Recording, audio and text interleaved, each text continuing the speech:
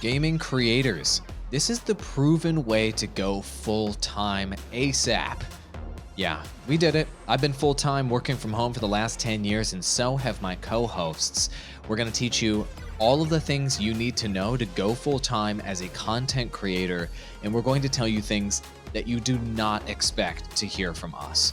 Talking about freelancing, remote employment, listening to the market and what's actually working, and you have to change your mindset to follow what's actually getting traction for you.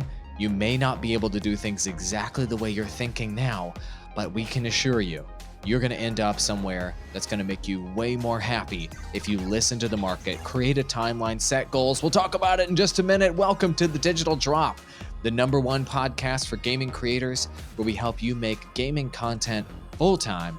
My name's Andrew Wall, digital marketing executive and professional creator coach, evidently. And I'm joined by my co-hosts, Andrew Perrin, senior social media and advertising manager. How you doing, buddy? I'm doing fantastic. Professional, very professional today. Professional creator coach, professional senior social media and advertising manager, and adding professional to Ross's title would be great too. Ross A. Dillon, professional senior social media entrepreneur and creator of VGF Gamers. What's up, dude? Everything's going great. I'm looking forward to this one. Been looking forward to it since you guys brought it up, because it's like you said, we've all been working from home and we've all built up, these little tips and ways to remain productive. And it's going to be really cool to share, because I know a lot of people like to take this kind of career path as well. Yeah, we've helped a bunch of our colleagues and people in our network go full-time or help them get work. I've helped a number of creators go from, working a full-time job as a teacher or waiting tables or whatever to now working from home. It's all about quitting your job, essentially, and working from home, and then figuring out how to make working from home pay your bills or support your family, etc. So before we get into those details, we want to thank our sponsor, Rode Microphones. The Digital Drop podcast is sponsored by Rode Mics, and all of the vocals you're going to hear during this episode will have no extra post-production effects or enhancements at all. Ross can validate that as our editor. You're not going to mess with this, right, Ross? Never. This sound is the raw sound of the Rode Procaster mic plus the Rodecaster mixer, which is essentially the official mixer for this microphone, with the onboard processing turned on inside of this mixer. We think it sounds freaking amazing. We were just talking earlier in this podcast about how it's got shiny buttons and stuff, the mixer. And if you think we sound good and you're shopping around for some new gear, go to our website, propodcastinggear.com. Download our no strings attached, free guide that contains this equipment and our recommended audio equipment for you guys to check out. Andrew Perrin is not going to collect your email, are you? Aw, no, I won't. You won't? Okay, Ross, you're not going to collect the credit card, right? No. I mean, all these rules are just coming down now. It's like, what can we do, AWOL? Gosh. There's no marketing BS. We're just recommending gear we like to help you do what you love for a living. So go to our site, propodcastinggear.com, download our free gear guide right now. It's no BS, just actually trying to help you. Thank you, Rode Microphones, for sponsoring us. We appreciate it. All right, let's get down to it. How can you quit your job and work from home for a living? You'll hear so many BS gurus and trainers and online courses monetizing you, trying to teach you how to do it. Well, we actually did it. We've been doing it for a decade. I'm currently making 6 figures working from home, doing what I love for a living. The boys here have been doing what they love for a living as well. Social media managers, sitting poolside, sipping on cocktails. Okay, maybe not. Maybe working very hard all day. But we do work from home, and we do what we love for a living, and we're going to teach you how to do it. So the first thing that you need to do as a content creator, let's say you're full-time in school, you're full-time with your job, you have a lot going on. What you need to do in your side hustle time is what I like to call the 80-20 rule. And this applies not only to the content you're making, but also to the platforms you're releasing your content on. So here's what I mean by that. 80% of the content you're releasing, let's say you're a YouTuber, 80% of the content you're releasing on your YouTube channel should be the content that performs the best for you. So let's say that content is Fortnite tactical commentary videos. Continue to produce 80% of your content as that, but 20% should always be you experimenting with other games, other formats, and new stuff so that you can continually try to discover what's going to get traction and what's going to work for you. Not only does the 80/20 rule apply to your content itself, but it should also apply to the platforms you're experimenting on. And I'm going to kick it over to my co hosts who manage social media accounts for a living, and the value of experimenting with different platforms and making sure that you're always testing and poking and prodding to see where traction can come from. This has always been, actually, I think the 80/20 thing evolved from our social strategy early on when we begin to come up with the way that we look at social media content strategy. Also, the way we look at social media and content platforms in general is you do what works, you write that into your strategy, but that's going to get old and stale after a while and it's not going to work forever. So you've got to have a small portion of what you do set aside to trying new things. And you have to have an expectation that those things are going to fail. And if so, then you cut them out. But you keep recycling and trying new ideas.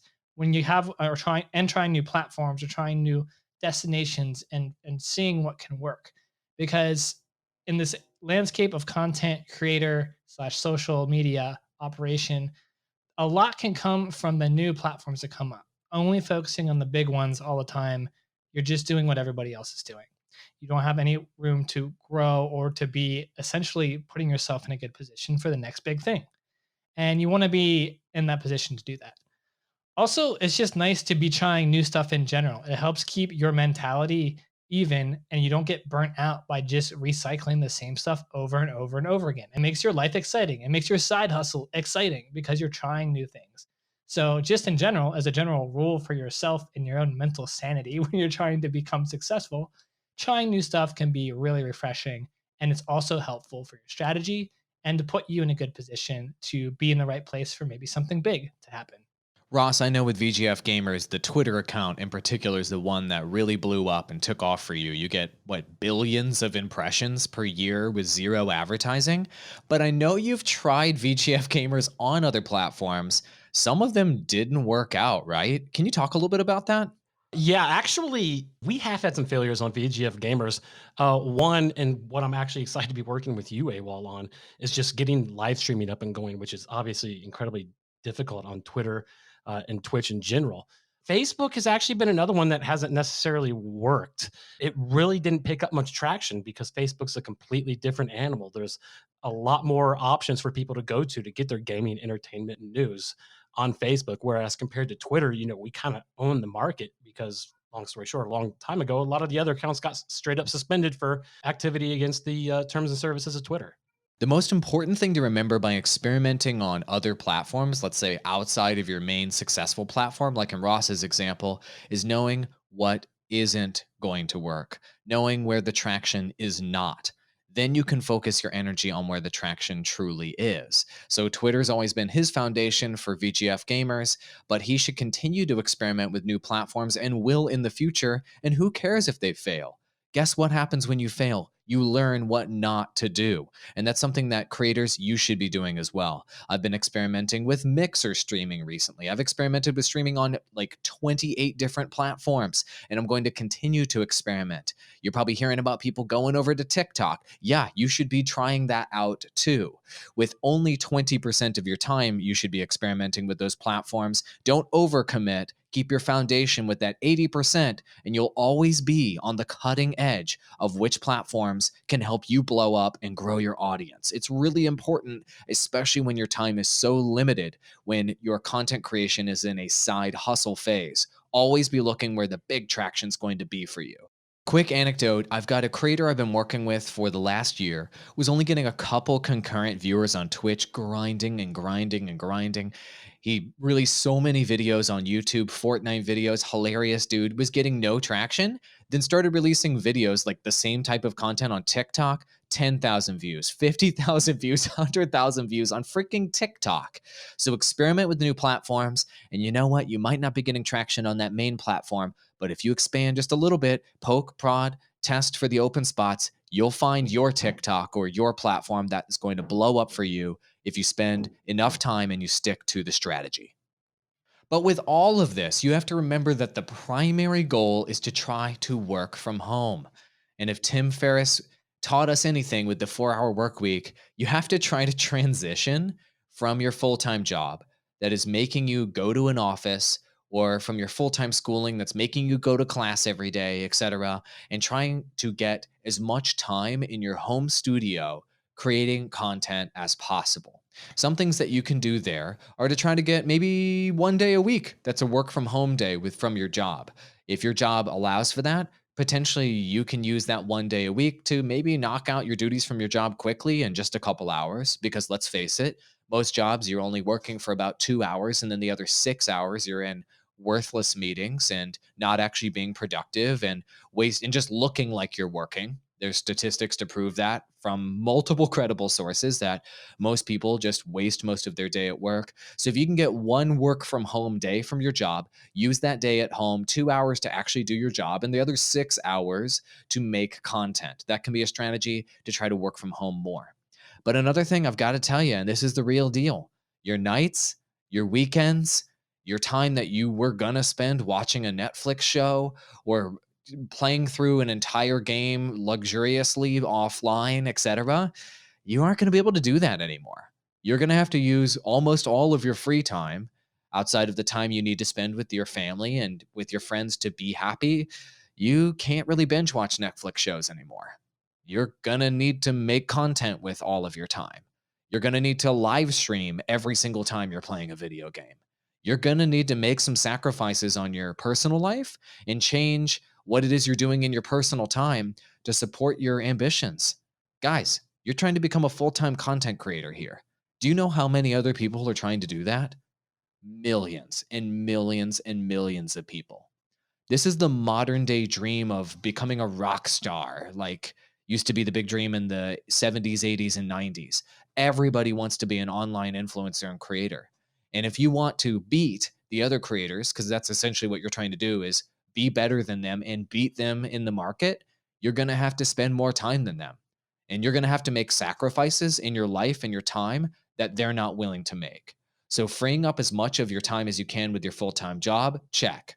Freeing up as much of your personal time that you already have for this side hustle, check. Any other advice, guys, on being able to get maximum home studio time in there? Be prepared to be burnt out. Everybody says, pace yourself, slow down just a little bit because, you need to take some time so you don't get burnt out on something, so you don't grow tired of it. Unfortunately, that doesn't necessarily work in this industry. You're going to be burnt out, but you got to power through it because there's always a light at the end of the tunnel, and you're going to come through just as motivated as you were before.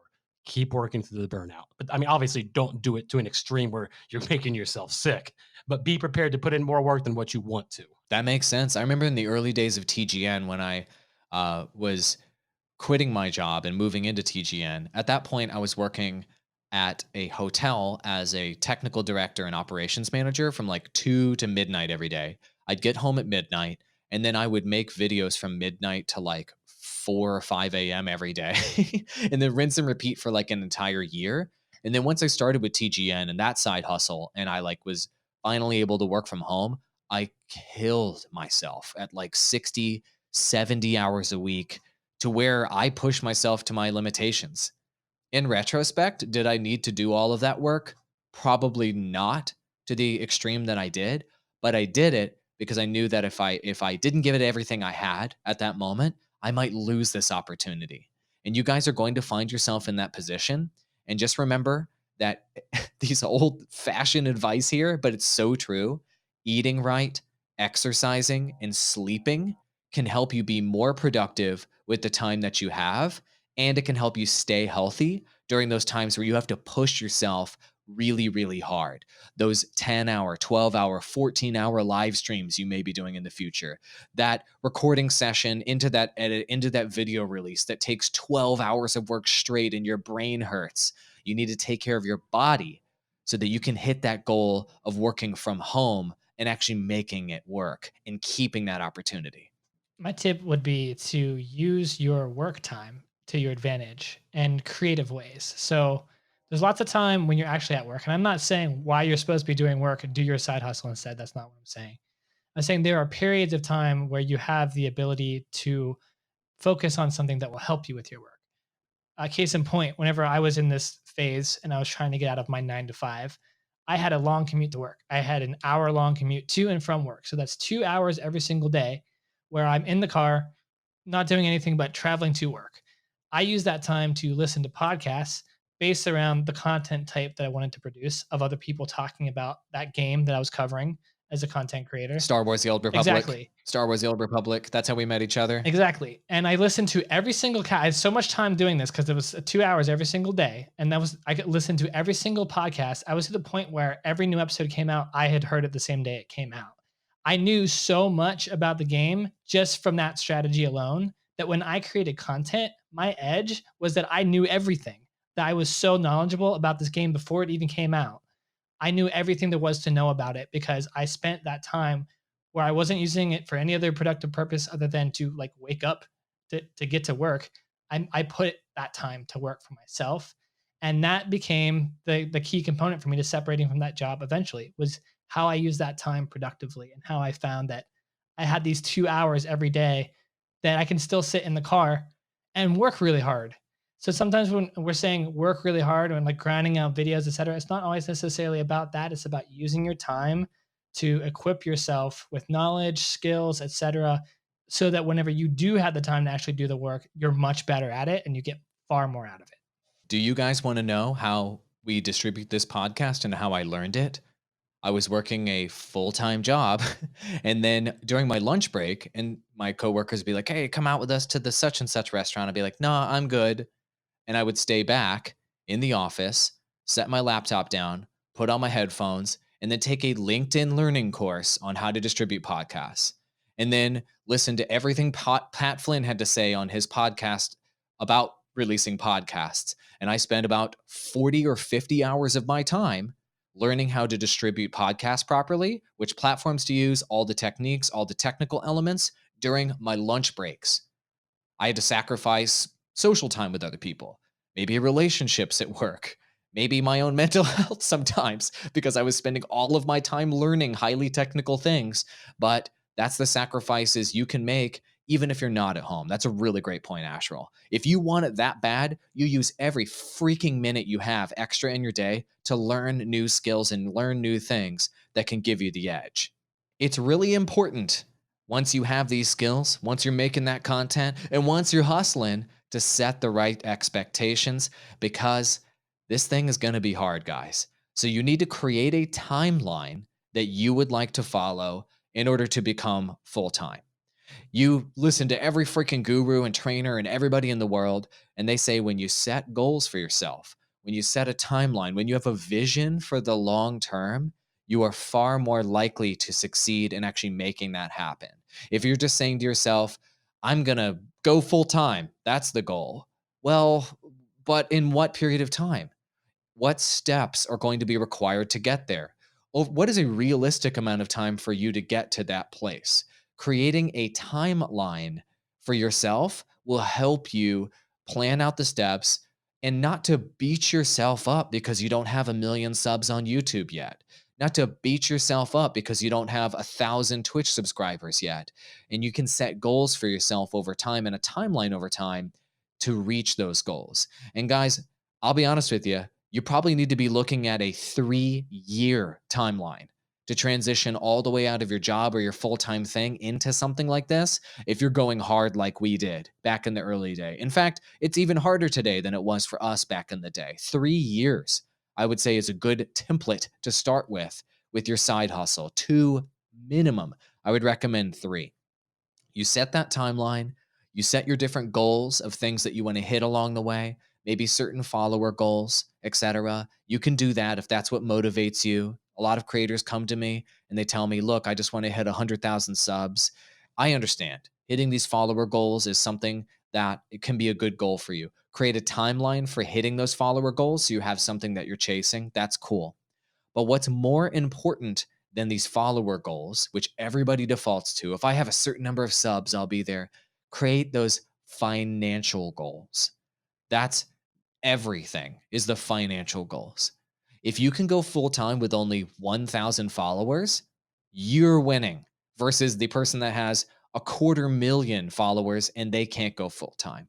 So, setting those financial goals is the most critical element. And the way that you can do that is by sitting down, if you haven't already, and just writing down all the bills you have to pay on a monthly basis and adding up the total amount of money per month that you need to make to support yourself or your family or both or whatever on a monthly basis. What's that dollar amount? Can you trim any money off of that? Cool. Okay, what's that dollar amount? That's the dollar amount you need to hit to quit your job and go full time. That's exactly what I did back in 2010, I think. And I was like, look, I had to make X thousands of dollars per month to support my wife and I here in New York. And once I hit that dollar amount, I'm pulling the plug. I had to do that math. I made that spreadsheet. I determined what that was. And I created a timeline for myself that I needed to hit in order to make that amount of money. So I have an example of what not to do. And I did this and I got very, very lucky in kind of the story of my working from home. But don't just quit your job thinking, oh, now I have all this time I'm going to dedicate to being able to make it and I'm going to make it. I did this and I'm lucky. I got extremely, extremely fortunate. I quit my 9 to 5 job like on the spot. And at the very same day as I'm walking out to the car on said day that I quit this job, I get a call for a side hustle thing that's going to pay me 3,000 a month, which essentially sets up my whole working from home thing. And that's how it started for me. I got super lucky. I made the decision to quit based off of I'm going to go full time on YouTube and make this work. But I also had a couple cards to play. I had some connections. I just formed a connection with you, Andrew Wall, and a couple other business people and I knew I had some potential there. I still took the risk too early and quit way too early and didn't need to, but I got lucky. Don't do that. You want to set up those additional revenue streams. You want to set up additional connections and different possibilities that you might be able to pursue, but don't sever that full-time position until you've got something solidified. You don't want to be isolated out there and like cut off and then be completely jobless and then have no income. And then your side hustle is dead and your job is dead and you're in a really, really tight spot. So take advice. Don't do what I did. And yes, I got lucky, but make sure that you are calculated there and you have if you do sever your employment, you have multiple opportunities that are going to give you revenue that you can chase. Multiple revenue streams is the way to go. And out of everybody on our podcast, I'd say Ross A. Dillon, social senior VP entrepreneur, has the most revenue streams out of all of us right now. Ross, can you talk a little bit about how you think about diversifying your clients and your revenue streams and the accounts you're operating and how you think about that and how that helps keep you afloat financially? If I didn't have as many clients as I do, it's just like you said, I wouldn't be afloat. I would be deep in debt, which, a lot of people are, unfortunately. But yeah, I think right now I'm working with about 6 different clients. And it's very time consuming. Let me say that first and foremost. It's just like we've said in the past, you're gonna have to put in your time. If you want to succeed, you're gonna have to put in the time. But as far as managing all of them, what I typically do, and since I have 6, it actually works out pretty well. If I dedicate one day a week specifically to each client, then I can usually take another day that 7th day to kind of, pick up the pieces that I may have missed off. But I have one day a week that I dedicate to every single one of my clients. So obviously it's social media. You're still going to have to monitor. You're still going to have to do things on a daily basis. But as far as producing content, ironically, it's like you talked about, AWOL. I have one day for each of my clients that I do that. Very similar to what you said. And that timetable is what helps me. I know a lot of people that are absolutely miserable that have 7 or 8 clients and they're trying to do every single thing for them every single day. And there's just literally not enough time in the day. Go back and listen. After you're done listening to this podcast, go back and listen to what Andrew Perrin said about time management, because that is so spot on and has not been said enough. Go back and listen to that again. What he said is exactly how you should manage your time. For me, like I said, it's just easier just to one client per day. That way my mind is just solely focused on doing that one task, that one client. So I'm not trying to go from working with a comedian to, working in gaming, because they're two completely different genres. And if you're in one headspace and you automatically try to go to the next one, it's just impossible. It's going to show in your work that it's just not as good as what it is. When you can wake up one morning and say, here's what I'm doing, here's the mindset I need to be in, and go for it. Not only are you going to be able to produce more, but your content's just naturally going to be better as well. But hold on a second, our What? audience is saying. Wait, I what? just want to get 1 million subs on YouTube, and I just want to get 10 million views per month and then have YouTube ads pay all my bills. How come these guys are talking about having clients? How come AWOL's talking about being the VP of some company? How come parents talking about, some side hustle and business connections? Aren't we just talking about getting subs? Aren't we just talking about getting Twitch subs to make a living? No, that's not what we're talking about. That's the whole point of you listening to this podcast. There is multiple ways to be able to go full-time working from home to chase your dream. And you need to expand your thinking on those multiple revenue streams. So yes, you can do freelancing like we have.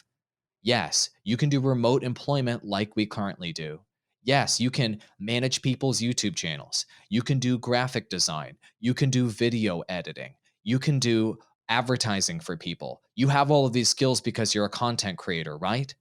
In addition to doing those things that you're exchanging your time in exchange for money, you can also set up multiple revenue streams beyond YouTube advertisements, beyond Twitch subs, and the obvious ones like Amazon affiliate. I've talked about this a ton of times. I make $500 to $1,000 per month off of Amazon affiliate from releasing 7 videos. No joke. You can do that too. Also, you can get a sponsorship for your channel and what have you. That'll pay you on a monthly basis optimally. And so our sponsors, Rode Microphones, on this podcast, and they've given us thousands of dollars in free equipment, if you will, for us to increase our quality here. So you can get sponsors that can help you financially cut through and make your way. You can also do subscription-based programs such as Patreon that can give you revenue off of your primary platform and can give you steady supplemental monthly income.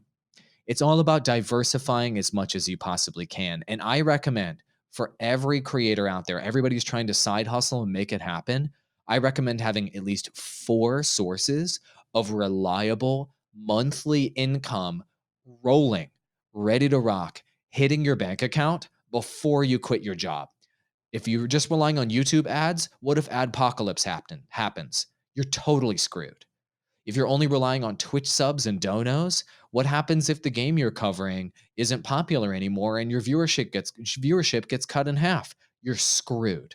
If you're only relying on affiliate money, what if Amazon decides to cut their rates or their program decreases or your videos don't get traction anymore? You're screwed. Okay. So the most reliable type of income that you can get when you're trying to quit your job and work from home is actually freelancing and remote employment, because the skills that you have as a gaming content creator, graphic design, video editing, social media management, advertising, all these different things, every business wants them.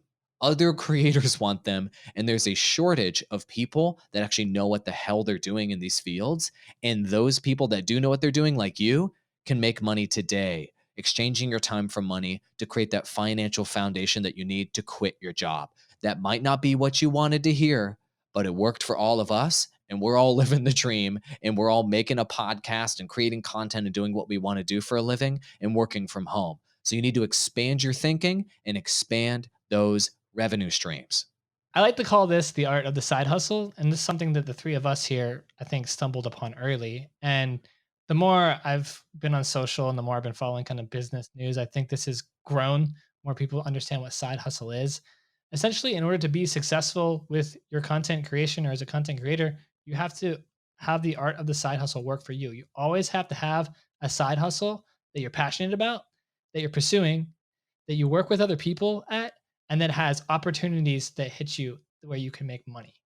And this is something that all of us have, that we've all been doing. And sometimes we even get to a point where our side hustles have side hustles. And this is what I'm talking about. This is what you reminded me of when you're talking about supplemental income. Is sometimes your side hustle starts to get big enough where it's a bit of a job. You're starting to make money on YouTube, et cetera. This is working. but I need to supplement it with something. I need supplemental income. Why don't I side hustle my video editing ability, freelance it, find someone who's going to pay me money for it so I can actually fund the side hustle that I really care about? And so having the side hustle constantly going and developing smaller ones to support it allow you to build more connections with more professionals, with other people like you. It allows you to keep opportunities open because people know that you have skills and they might help share you and your skills with other people looking for those skills. It makes you employable. So you're not just a YouTuber out there on your own on an island creating content by yourself. Nobody really wants to hire you if you look like that. You're just a YouTuber. There's billions of them. What makes you special over the other ones? Oh, you can do this for me? Great. I would love to pay you and help out your side hustle. Awesome. So the art of the side hustle, always have one going, always be working with other people on it and finding ways to use your skills as a content creator to help fund you as a content creator. And that's how the Digital Drop podcast was born. Actually, this is like a side hustle for a side hustle. This is literally a side hustle of a side hustle. That's right. So I'm taking my side hustle money that I made off of affiliate revenue and consulting with people and what have you, thousands of dollars per month. And I'm funding the Digital Drop podcast to get it off the ground. And now we have a sponsor, and now it's starting to support itself, just like Andrew Perrin said. And that's how you can make this happen.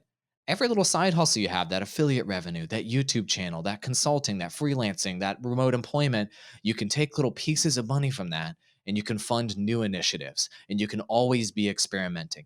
80-20 rule applies to everything, amigos. The content you're making, the platforms you're on, how you do your side hustles.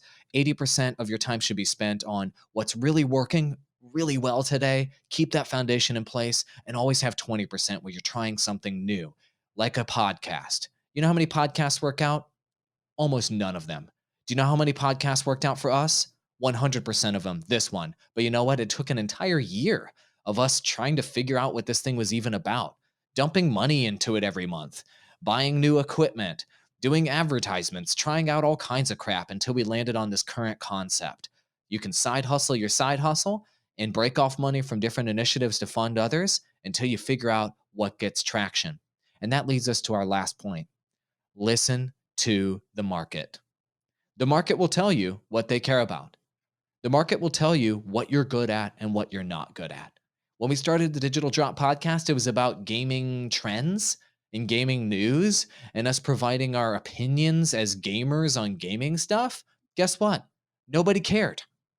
Nobody listened to our podcast then about a year ago. Nobody cared at all about the Digital Drop podcast. Then we tried out marketing and social media stuff. And there's tons of marketing and social media podcasts out there. We listened to the market and we're like, you know what? People don't really want that from us either. So we're like, well, you know what we actually are most credible in is helping gaming creators go full time because we're literally leading experts on that. Why don't we just talk about what we're leading experts on? And then boom, our podcast started taking off. That's us listening to the market. That's us listening to what the results are saying. It's us listening to the performance of this podcast and going where the traction is. And all of you have to listen to what's truly working. If you're trying something for 6 months and it's not working out, you need to pivot, okay? It might be what you truly love. It might be what you really want to do. But if you try something for 6 months and you're seeing no traction at all, it's just you're making that content for yourself. And you really need to be making the content for the market if you want to go full time. Spot on, AWOL. And it's kind of like referring back to what you said earlier. People that make podcasts or, if they start a YouTube channel, if they don't see that immediate result, they just immediately consider it a failure and quit. The whole purpose, I think, what we're kind of trying to get at here, failure is not a bad word until it makes you stop what you're doing. Failure is going to be the thing that drives your success. Nobody has ever succeeded on the first try on everything they do. That's just not how it works. Stop looking at failure as a bad thing. Try what you're passionate about. And if it doesn't work, like he said, listen to the market, expand and adapt, try again and keep going. Because if you believe in yourself and if you can put out a legitimate product, then you're going to find success eventually. So just keep going at it. My gosh, just keep plowing forward. That's really inspirational. And I actually would like to end on that note because all of our successes are actually a culmination, and I can speak for us here, of our mistakes. The mistakes that we've made in business, the mistakes that we've made in like the big initiatives that I've tried to do. I've tried to launch big side hustles on my own and I failed pretty much every single time. But in my failure of those, I gained something very valuable every single time. And most of the time it was the people that I connected with, that I worked with, liked my work ethic, liked my ambition, liked what I wanted to do. And although I might not have been successful at it, they liked what I was trying to do. And I formed a connection, a business connection with someone. I now have somebody who knows my work ethic. They know how ambitious I can be. They know what I'm capable of. And that became valuable to me later on. And the failure of my projects actually was almost more successful than them actually being successful because they led me to a better road with better opportunities, with better business opportunities, with better creator opportunities. So now I'm here where I'm at today. So your mistakes aren't bad. They're going to actually pay off for you in ways that you won't understand or maybe even know right away. So pick yourself back up and keep going. God, you guys are really inspiring me. When I quit my job, I went full-time on Twitch, guys. I was live streaming every single day. You're yelling boom sucker into my God, I remember that. mic. That was my catchphrase. Yeah, I was full-time Twitch streamer, guys. And that was my dream, and I was living the dream. Man, I didn't realize that 10 years later, I would be doing something even more awesome. Being an executive and working for an Inc. 5000 company and also doing a podcast and also creating content and building home studios and helping other people succeed. I never thought I would be here today, but I only got here because I listened to what the market told me. I listened to where the traction was. I listened to what people actually cared about when I was releasing content and when I was building relationships and when I was doing my side hustle on the internet, and I followed the market. And that led me to greater successes than I ever thought was possible. Thank you so much for listening to the Digital Drop Podcast. We encourage you to subscribe on the podcasting platform of your choice. And don't miss our weekly episodes. Tip of the hat to Rode Microphones for making us sound so damn good. Appreciate you guys. Keep hustling, keep working hard, and you'll get there eventually. Just make a 3-year timeline. Adios, amigos.